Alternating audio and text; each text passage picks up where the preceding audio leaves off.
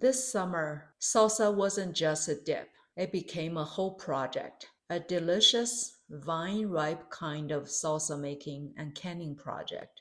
The project lasted for 2 days. The first day alone, so I could record the video, and the second was our friends and our daughter.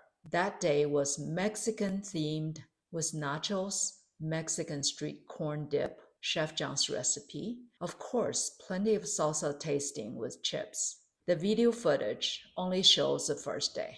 Before the first jar was sealed, I started with 40 pounds of vine tomatoes, the kind that are a little smaller, about 2 to 2.5 inches in diameter, but pack a lot of flavor.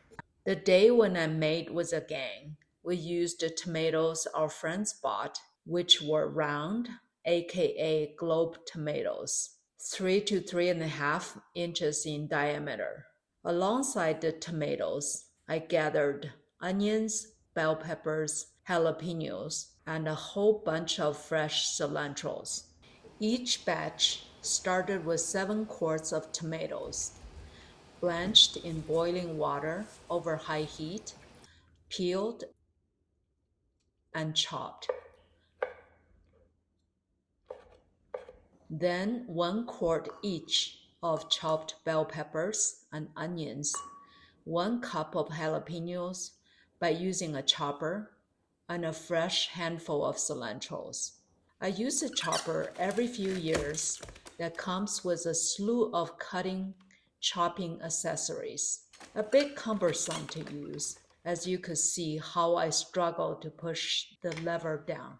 In the giant turkey roaster, everything went, followed by a seasoning mix I've come to use year over year. Salt, sugar, garlic powder, cumin,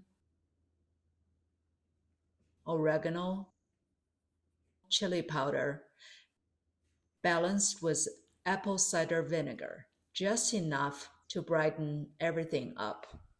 Bring it to a boil, then let it simmer for a couple hours, low and slow, stirring often.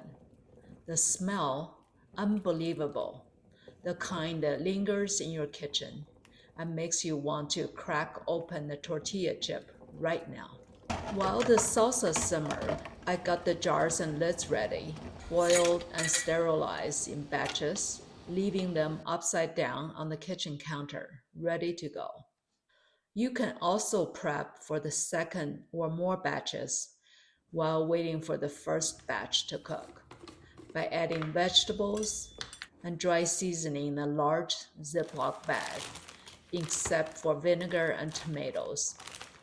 Add the latter when ready to go. Alternatively, you can also cook 2 batches at the same time. Once the salsa was thick and deeply flavored, I ladle it into jars, leaving about an inch of headspace. Then wipe the rims, seal them with lids, and give them a hot water bath for 12 minutes. As the jars cooled on the counter, that satisfying little pop told me each one was sealed, labeled, and ready to go. These jars now live in our pantry in the basement, line up like red jewels in the dark. I ended up with 28 pints of homemade canned salsa, just with 40 pounds of the vine tomatoes. It's bold, balanced, and totally worth the effort, whether it's for a backyard taco night or a gift with personal touch. This salsa is a taste of summer, sealed tight. Honestly, I thought I was just making salsa. Turns out I built a mini salsa factory. I am stocked for winter and for years to come, feeling like a tomato whisperer. See you soon for more real-life recipes, a few laughs, and hopefully less tomato peeling. Thanks for watching. Bye for now. Please check in the description below for ingredients, step-by-step cooking instructions, and links to products frequently used in my videos. If you enjoy this recipe, don't forget to like and subscribe for more authentic dishes from around the world.